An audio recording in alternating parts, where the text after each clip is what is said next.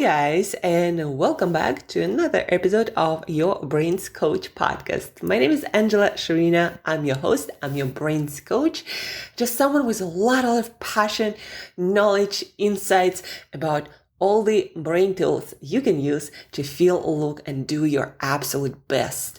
And today, guys, is about doing your best, specifically accelerating the amount of work and usually the quality that you are able to accomplish in the same time, right? So let's say you have 3 hours. Usually, I would be able, when in flow state, to write a whole article, a whole blog post, and post it everywhere and share it everywhere, right?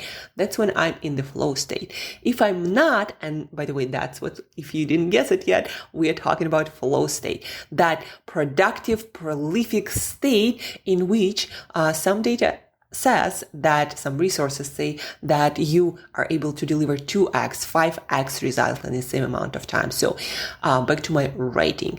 When I'm in the flow state, in 3 hours, I accomplish like a huge chunk of work, right? A finished article and share it everywhere, etc. If I'm not in the flow state, it might take 5-6 hours. So I personally experience that when I'm in the flow state, it accelerates the amount of work I'm able to accomplish. And it also changes the quality. You're creative, you're more open and flexible, and everything kind of clicks. And usually I would get much more engagement on stuff that I do in a flow state than on stuff in other states. In flow states, guys, sometimes it feels elusive. They say that actually most people don't almost ever experience flow state. And I personally, from my coaching experience and just talking to friends and people, I realized that that's because most people don't experience flow all that often, is because you don't have this checklist that has to be, like, everything on that checklist has to be present. Otherwise, getting into flow state is going to be either very challenging or impossible, right? Flow state. And you can use flow state to, well, obviously I already mentioned, to do writing, to create presentations, to come up with ideas for your dance routine, to come up with ideas for your sales, your all kinds of business aspects of your business, right? You can come up with ideas for different projects, work and personal life related. You can even put yourself in a flow state and go do sports that you love doing, not necessarily professionally, but for fun.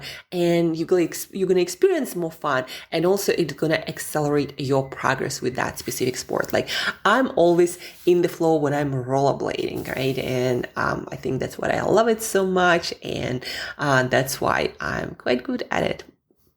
But let's get to the flow, to the details. So what is the checklist that needs to happen if you want to hit that flow state to be more productive and to get things done and to enjoy your life more and the results of your work? So number 1, crystal clarity about the destination, about your goals. Like, what is it you're trying to achieve?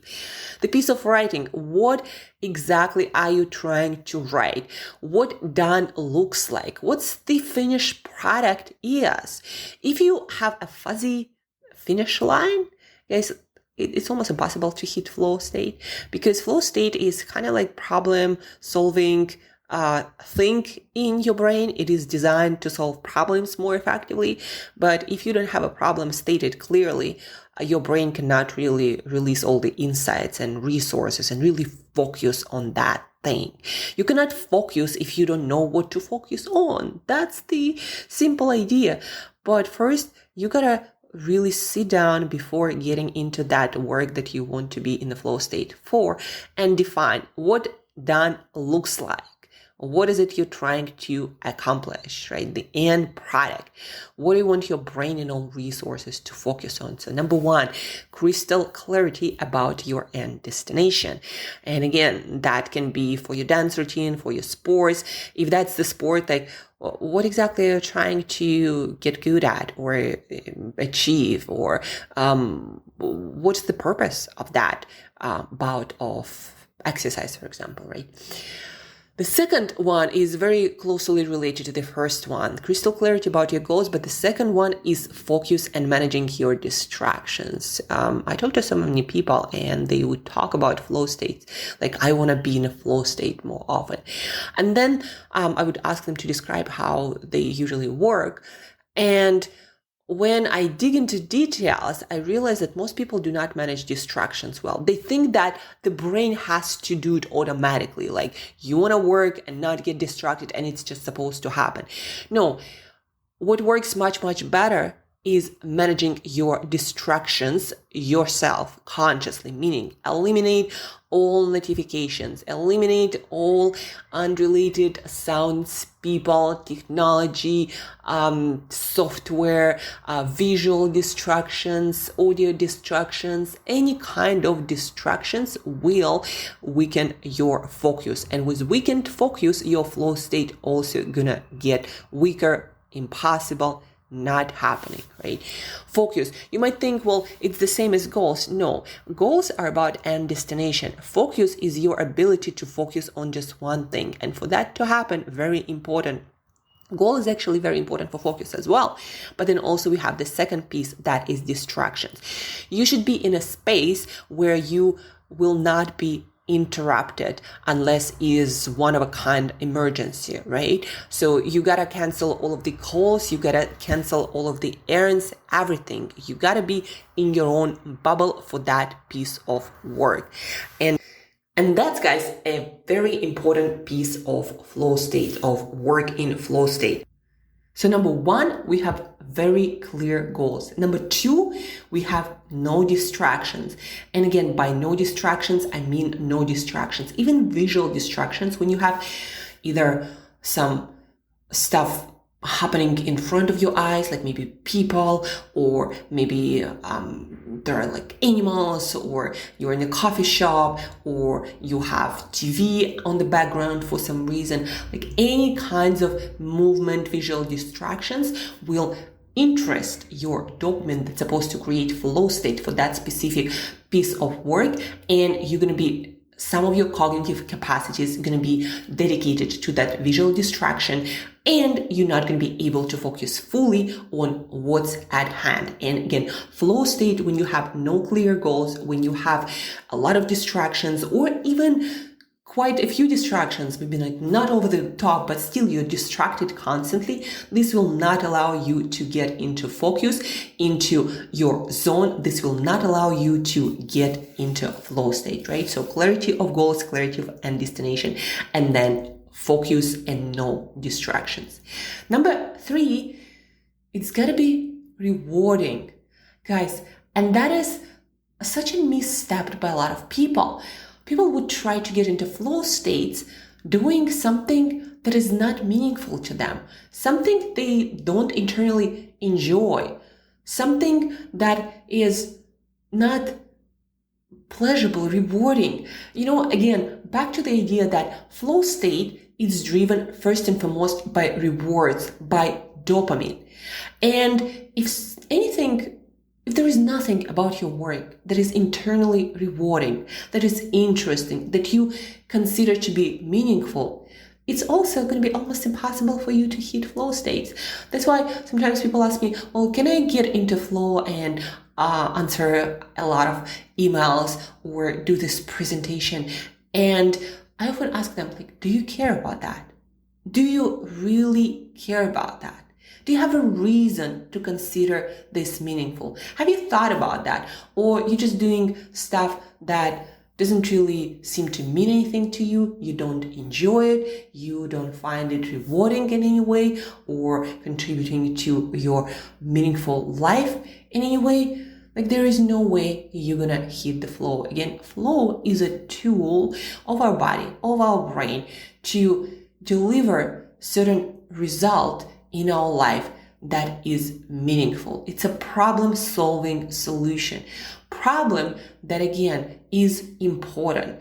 When something is not considered to be important by your brain, there is no way you're going to be in your optimal state to find the solution, to find the optimal I don't know, to create the optimal piece of work or whatever result you're trying to get after, right? If you don't find this piece of work, this experience meaningful, there is no way you're going to be hitting the flow state. And that I also find a lot of people miss. There is a hack, guys.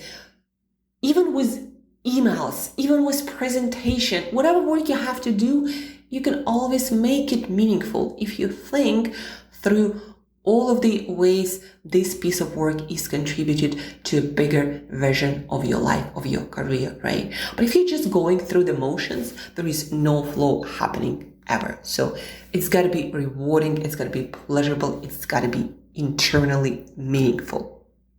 Number 4 in our flow formula or checklist, pre-flight flow state checklist, is challenge to skill ratio.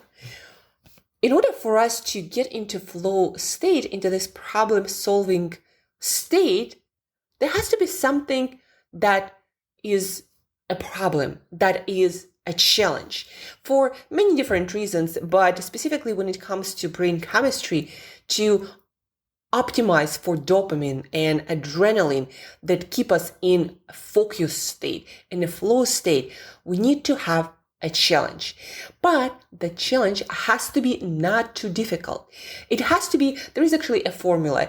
The experts of flow state, they say the challenge has to be about 20% higher than your skill level. So you're able to make progress and it feels challenging, but it's not like you are stuck, right? There is no flow in stuck state, or that it feels like so overwhelmingly difficult that you're ready to give up. There is too much anxiety, too much stress in that state. It's not going to work for flow state. So it's got to be challenging. That's why it's important to take one step at a time, a little bit higher, a little bit higher. It's also why if you want to hit your flow in workouts, it has to be challenging, but not super challenging that you feel like you're about to die and not able to continue, right? You're not going to hit your flow state doing that. So the challenge always has to be about 20% higher. So it feels challenging, but you also feel like you are managing it, like you are accomplishing meaningful progress. And now the next one is the progress. For the flow to happen, you have to have some sort of system, whether that's naturally occurring or set up, that will give you constant indications about the progress that you're making. Because again, flow state is designed to solve a problem, to get a reward. But if you don't have anything that tells you whether you're getting closer or you're getting nowhere, or you're getting maybe even further away from your reward, if you have no system to indicate that, the flow doesn't seem to work for that. You got to have constant feedback about the progress, about getting closer to the destination if you want the flow to happen, right? Remember again, guys, that flow state is driven by dopamine. And dopamine is all about rewards, about getting to the destination, about the progress, about moving further in life and business, anywhere, right? It's about getting something. And so if there is no indication about whether, like, again, you're getting closer or not, dopamine is designed, and the whole brain is actually designed to make sure that we don't overextend our resources trying to get something, because that would mean that potentially it can be life-threatening. If you waste your energy on doing stuff without the ability to get reward back for that, what could happen? Evolutionary, we could die if you were trying to get some fruit that was too far away for you to even, walk there, get it, or maybe it was high on the tree, and while climbing it, you would spend too much energy and get little energy in return. So the brain is always monitoring, like, what's the reward and what is the progress? And only when you get feedback on constant meaningful progress towards your goal, towards your destination, only then the flow can happen, and you're going to be getting your dopamine and all the other brain chemicals released to keep the flow going. So, and that is it for the main checklist on the flow state. Now, in the next episodes, either tomorrow or next week, we're going to talk about biology of flow and what things can prevent physiologically in your body, in your brain, what things can prevent the flow from happening. Like, for example, one of those things, to give you a preview, is blood sugar, right? If your blood sugar is all over the place, there is no flow happening. Biology also has to align with this cognitive process that I've just described. I'm going to talk about that in our further episodes in the next few days. For today, remember, before trying to get into flow state, you're going to have those 5 items that you will look at, and you got to work on aligning all of them before you can hope for the flow to happen. But from my experience, once you align all of this, flow is almost inevitable. That's from my professional and personal experience, right? So let's recap. Number 1, crystal clarity about your end destination. The more boundaries, the more definitions you put on that goal, on that end destination, the closer you're going to get to getting into flow state for a long period of time. Number 2, very related to the first one, goals help you to focus, but then you also got to focus and manage distractions. So the focus in general, it's kind of 2 things. The clarity of destination of your goal, and the second is distractions. Do not hope for your brain to filter out all the possible distraction that can be happening. Put yourself in the environment where your brain doesn't have to deal with any of that, right? So no visual, no audio distractions, no people, no notifications, no calls, no emails, no tabs open, nothing. Just you, your end destination, and the work. That's it.